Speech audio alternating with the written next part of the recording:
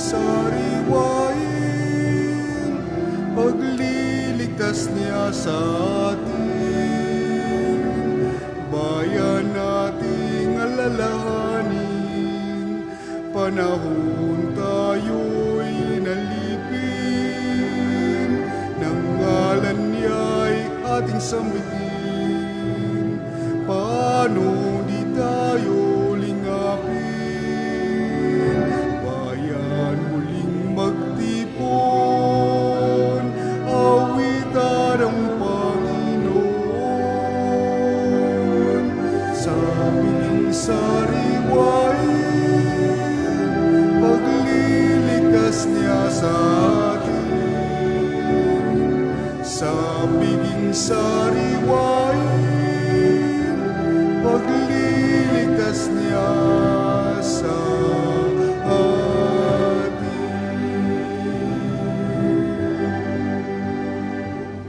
Sa ngalan ng Ama at ng Anak at ng Espiritu Santo. Amen. Ang pagpapala ng ating Panginoong Hesukristo, ang pag-ibig ng Diyos Ama, at ang pakikipagkaisa ng Espiritu Santo naway sumainyong lahat. At sumayo rin. Mga kapatid, tinipon tayo bilang mga kaanib na angkan ng Diyos, kaya dumulog tayo sa maawaing Panginoong napapatawad ng lubos. Sinugong tagapagpagaling sa mga nagsisisi, Panginoon, kaawaan mo kami. Panginoon, kaawaan mo kami.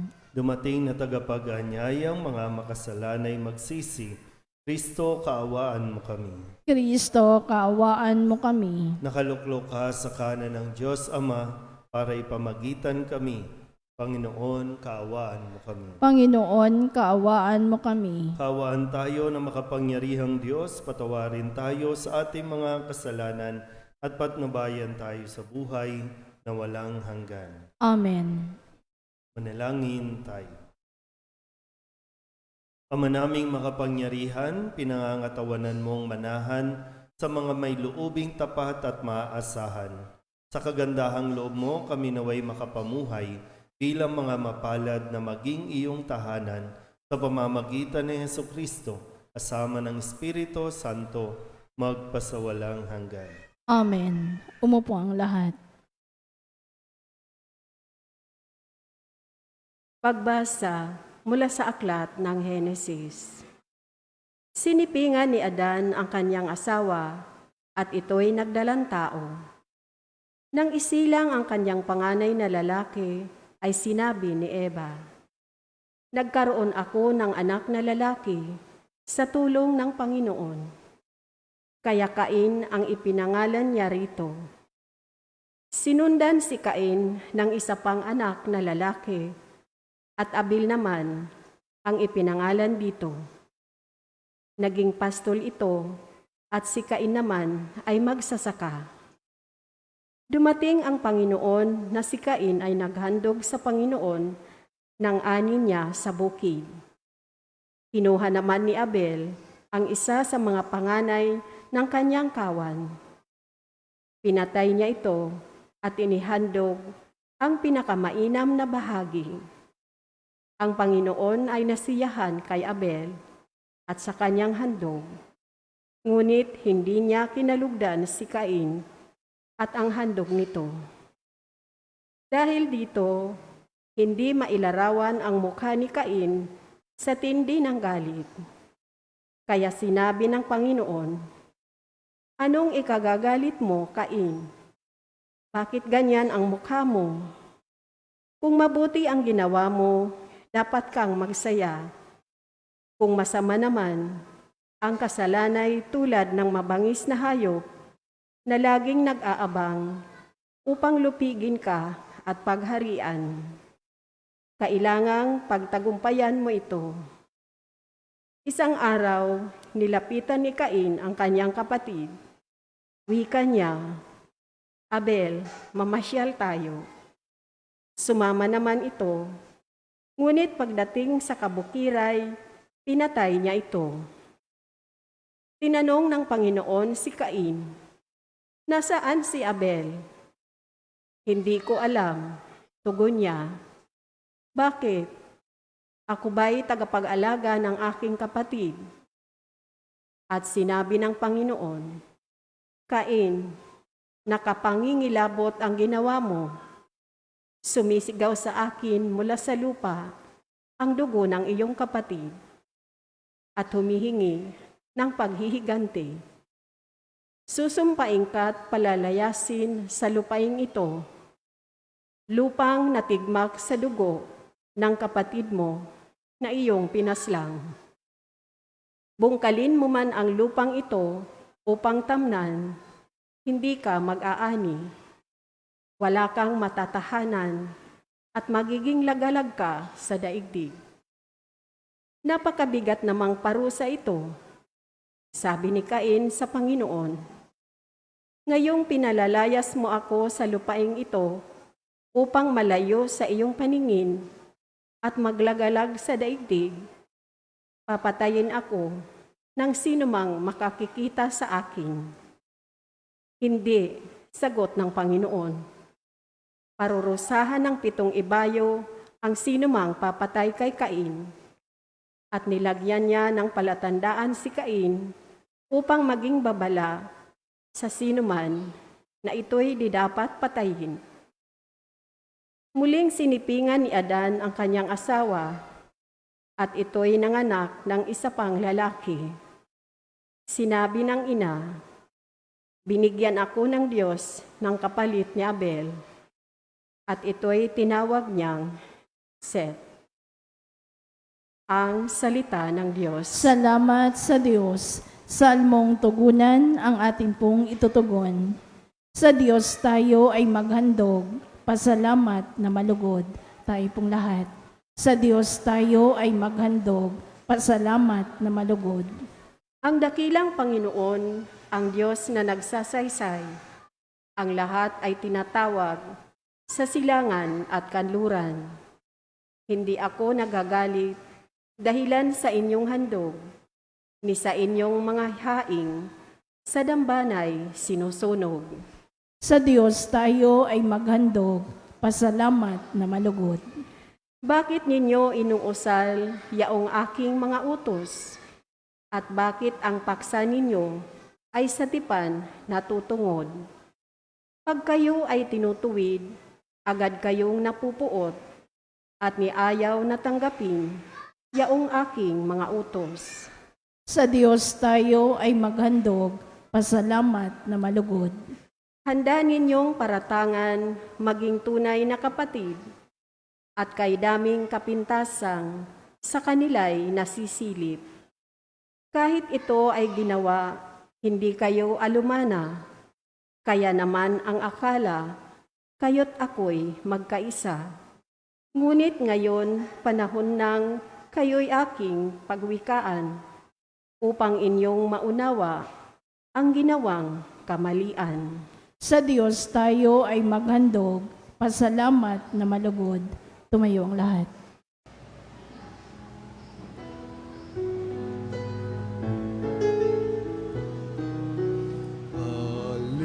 Alleluia, alleluia. Wikain mo, o nakikinig ako sa iyong mga salita. Alleluia, alleluia, alleluia. Sumainyo ang Panginoon. At sumayo rin. Ang mabuting balita ng Panginoon ayon kay San Marcos. Papuri sa iyo, Panginoon. Noong panahong iyon, may dumating na mga Pariseyo at nakipagtalo kay Jesus. Ibig nilang masilo siya, kaya hiningi nila na magpakita sa Jesus ng isang tanda mula sa langit. Napabuntong hininga ng malalim si Jesus at ang wika, bakit naghahanap ng tanda ang lahing ito? Sinasabi ko sa inyo, hindi sila pagpapakitaan ng anumang tanda. Iniwan niya sila at pagkasakay sa bangka ay tumawid sa ibayo. Ang mabuting balita ng Panginoon. Pinupuri ka namin, Panginoong Heso Kristo. Umupo ang lahat.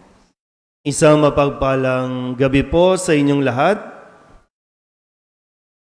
Ngayon po ay Lunes para sa ika-6 na linggo sa karaniwang panahon. Tanong po, gaano po ang nawawala o ang iginugugol ninyong energy sa mga taong pilit na hinahanapan ka ng kamalian? O sabihin natin, yung mga taong gusto lang makipagtalo sa iyo. Gaano yung nawawala sa iyo? Halimbawa lang, kapag may nag-post sa social media, gaano katagal yung inaaksaya mong panahon sa pakikipagsagutan sa comment section? Para bang worth it ba na pansinin mo ang mga yan? Bakit nyo pinapatulan? Patola kayo eh. Diba? Mga patola yung tawag doon. Kasi sa Ebanghelyo, sabi dito, may mga dumating na mga Pariseo nakipagtalo kay Jesus. Pero sadyang kahit anong sabihin ni Jesus, siguro nung panahong yon, hindi talaga sila makumbi-kumbinsi. Kasi nga sarado na ang utak, sarado na ang isipan nila. Kaya minsan yan yung aalamin nyo. Ito bang taong ito kapag kinausap ko, maliliwanagan? O ang taong to paulit-ulit lang? Kasi kung paulit-ulit lang, huwag mo na kausapin.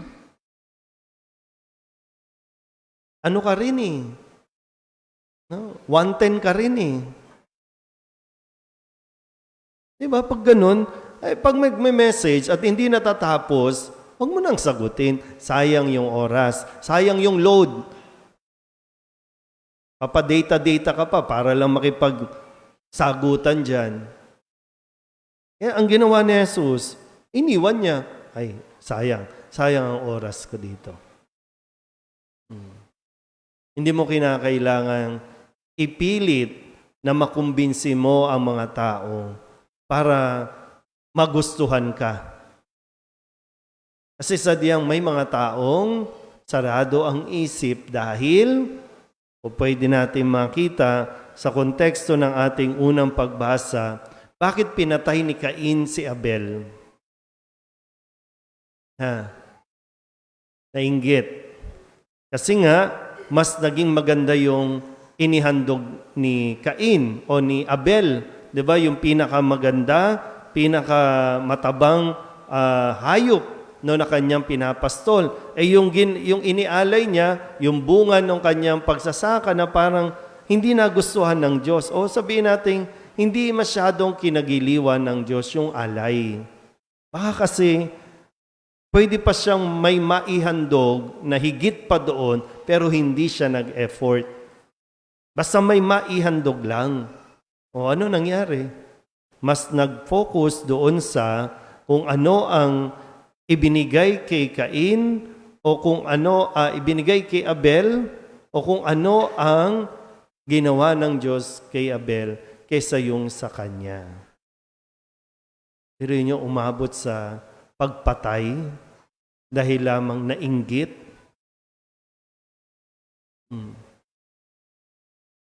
So ngayon, aabot pa ba tayo doon? Sabihin nyo nga sa katabi nyo, huwag kang inggitera. No?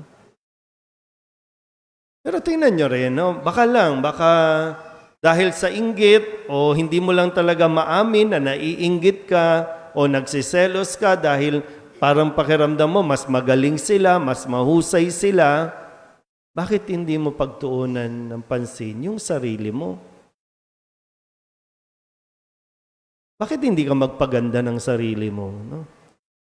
Naiinggit ka sa ganda ng iba, naiinggit ka sa kaseksihan ng iba, bakit hindi ka mag-exercise? Ba't hindi ka magpaganda ng sarili mo? Tingin ka ng tingin sa iba, pumapangit ka tuloy. Sa mga opisina, bakit hindi mo pagtuunan ng pansin yung trabaho mo, pagbutihin mo, hindi yung kapag may napropromote, naiinggit ka, nagagalit ka sa taong napropromote at kung ano-ano ang mga sinasabi natin. Minsan kahit sa loob ng pamilya, sa magkakapatid. Pag umiiral ang ganitong pag-iisip, wala talagang mangyayari. Hindi mo ikakasaya ito. Bukas, no, Valentine's Day, magsiself-pity ka na naman, maiinggit ka na naman sa mga may kadate. Kailangan mo bang mainggit? No? Kailangan mo bang maasar dun sa, pag may nag-post na may nagbigay ng bulaklak, o ano, may malang. Kaya, tingnan natin, no? Ano ang ginawa ni Jesus? Kung talagang ayaw nilang maniwala, kahit anong ipakita pang mga ebidensya o mga palatandaan, ibuntong hininga mo na lang kasi wala talaga. Wala kang magagawa dyan. Umalis ka na lang dyan. Ako, minsan pag may nagme-message sa akin at paulit-ulit, ay wala, dead ma. Sayang eh.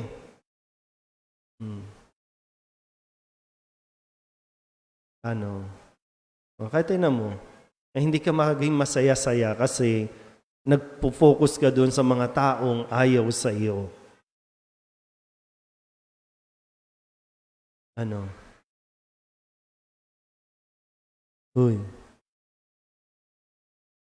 Pero sana po, no? Ito yung mas hilingin natin sa Diyos din, no? Na grasya, na tayo po ay talagang makapagtuon, i-develop natin kung anong meron tayo, pag-usayan natin kung anong binigay ng Diyos sa atin, pagyamanin natin, at lalo tigit, maging masaya ka kung nagtatagumpay ang iba. So, ang sikreto, kung sakaling hindi ka nagiging masaya, hindi ka natutuwa, malamang may inggit dyan sa puso mo. Amen?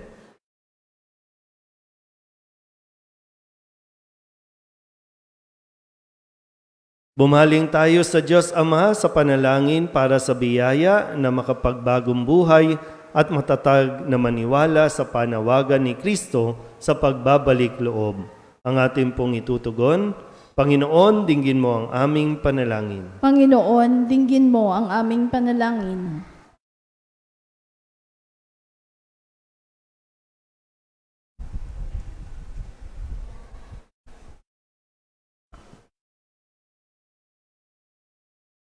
Ang mga pinuno ng simbahan, naway walang kapagurang maging tagapaghatid ng mensahe ng Diyos ng pagsisisi sa mga taong may tunay na pusong naghahanap sa Panginoon. Manalangin tayo sa Panginoon. Panginoon, dinggin mo ang aming panalangin. Bilang mga makasalanan, naway mas malalim nating maunawaan ang pag-ibig at awa ng Diyos para sa lahat ng nagbabalik loob sa Kanya ng may kababaang loob at nagsisising puso. Manalangin tayo sa Panginoon. Panginoon, dinggin mo ang aming panalangin. Tayong lahat, naway magkaroon ng malalim at tunay na pananampalataya sa Diyos na hindi naikakahon sa mga panlabas na anyo ng ating pananampalataya. Manalangin tayo sa Panginoon. Panginoon, dinggin mo ang aming panalangin. Ang mga may sakit, naway makaunawa sa walang patid na pag-ibig ng Diyos sa gitna ng kanilang mga dinaranas na pagsubok at paghihirap. Manalangin tayo sa Panginoon. Panginoon, dinggin mo ang aming panalangin.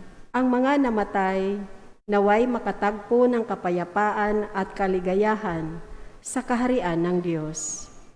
Manalangin tayo sa Panginoon. Panginoon, dinggin mo ang aming panalangin.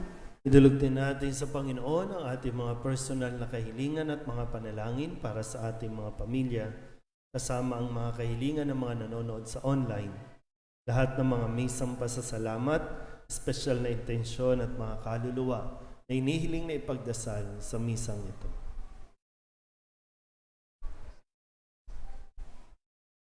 Ang lahat ng ito inihiling namin sa ngalan ni Kristo, aming Panginoon. Amen. Umupo ang lahat.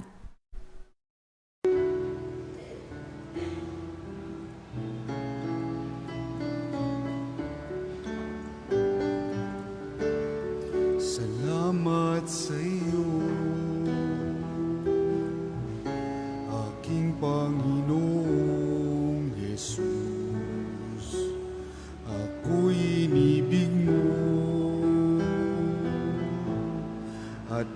ng king lubos.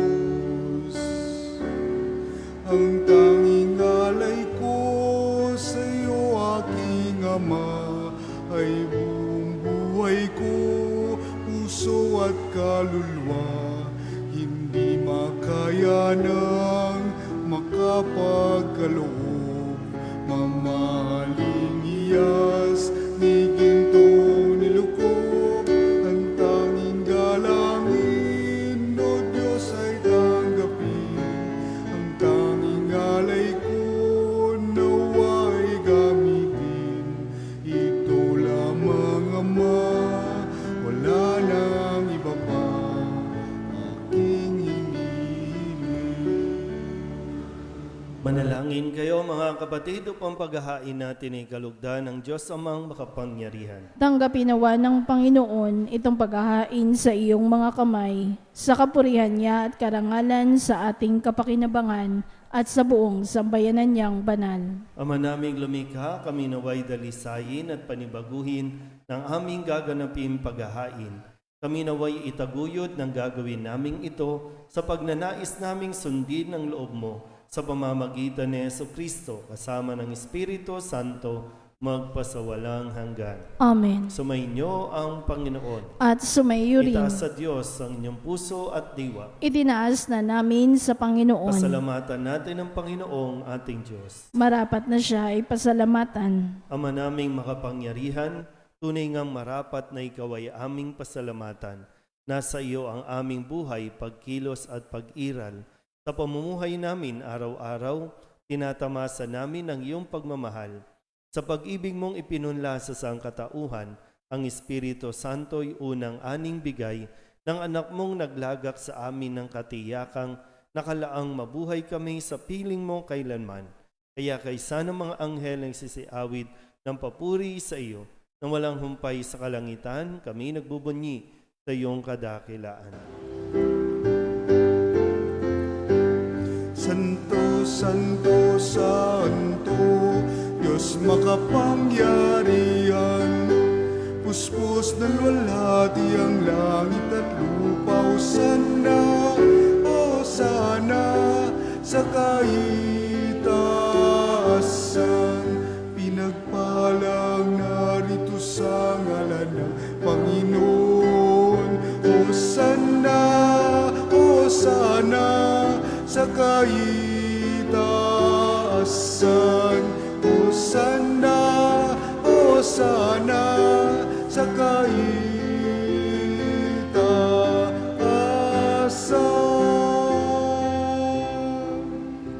Ama naming banal, ikaw ang bukal ng tanang kabanalan. Kaya't sa pamamagitan ng iyong Espiritu, gawin mong banal ang mga kaloob na ito upang para sa aming maging katawan at dugo ng aming Panginoong Hesukristo. Bago niya pinagtiis ang kusang loob na maging handog, hinawakan niya ang tinapay, pinasalamatan kaniya, pinaghati-hati ni iyon, iniabot sa kanyang mga alagad at sinabi, tanggapin ninyong lahat ito at kanin, ito ang aking katawan na iahandog para sa inyo.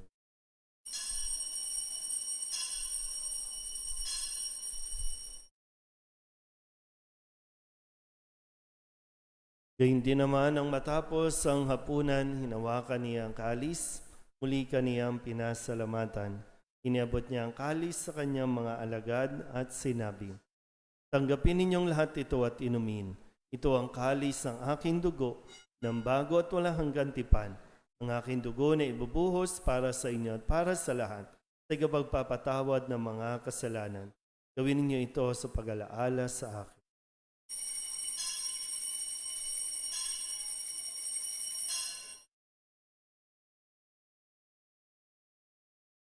Ipagbunyi natin ang misteryo ng pananampalataya. Si Kristo'y namatay, si Kristo'y nabuhay, si Kristo'y babalik sa wakas ng panahon. Ama, ginagawa namin ngayon ang pag-alaala sa pagkamatay at muling pagkabuhay ng iyong anak, kaya tiniaalay namin sa iyo ang tinapay na nagbibigay buhay at ang kalis na nagkakaloob ng kaligtasan. Kami nagpapasalamat dahil kami iyong minarapat na tumayo sa harap mo para maglingkod sa iyo.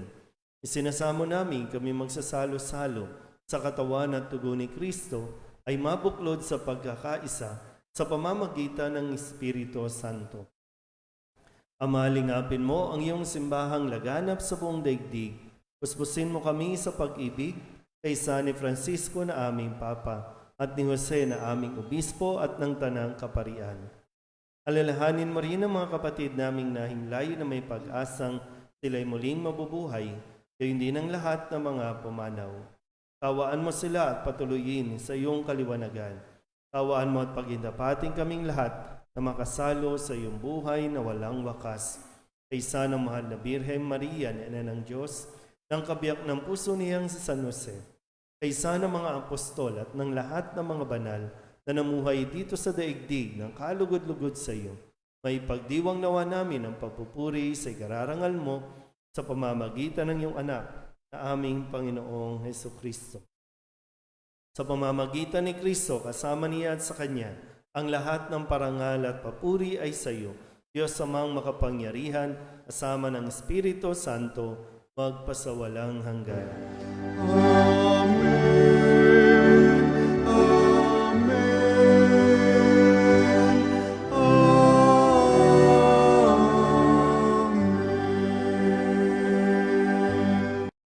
Buong kababaang loob tayong tumawag sa ating Panginoon ng Ama namin.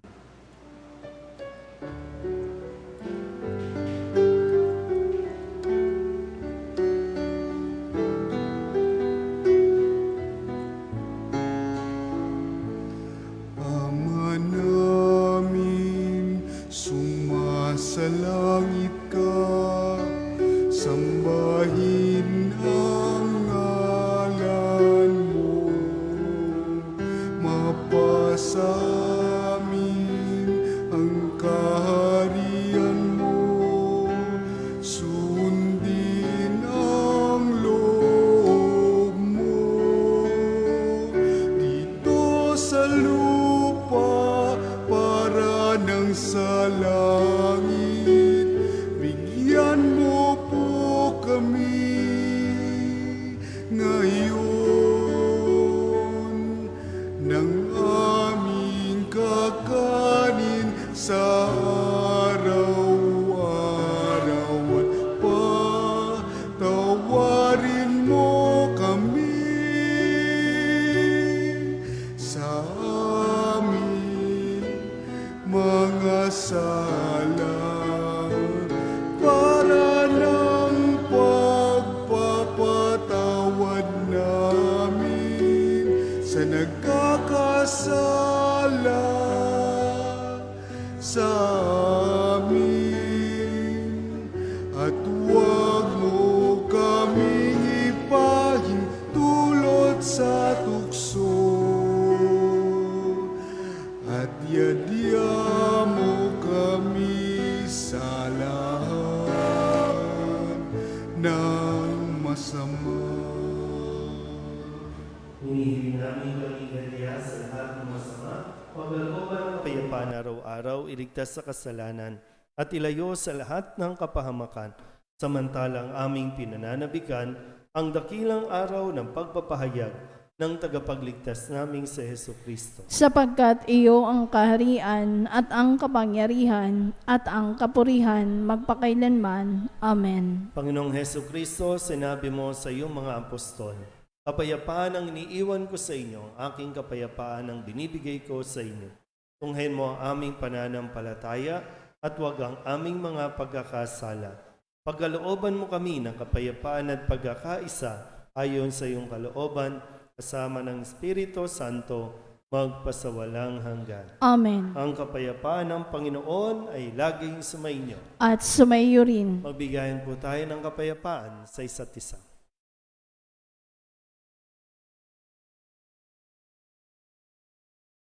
Kordero ng Diyos na nag-aalis sa mga kasalanan ng sanlibutan, maawa ka sa amin.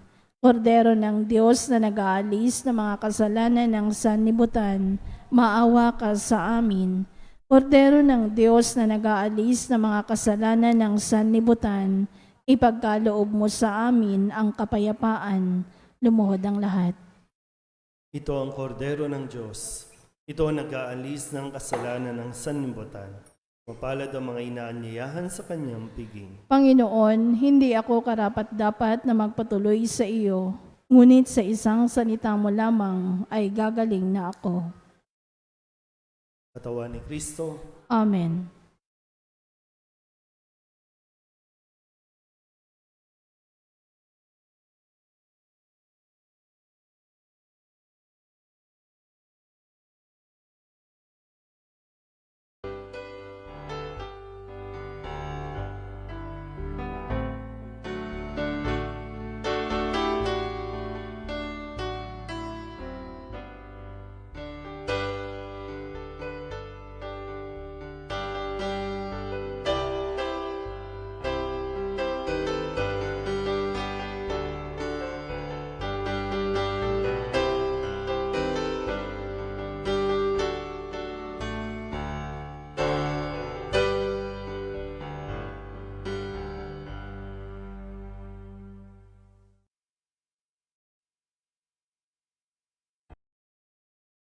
manalangin tayo.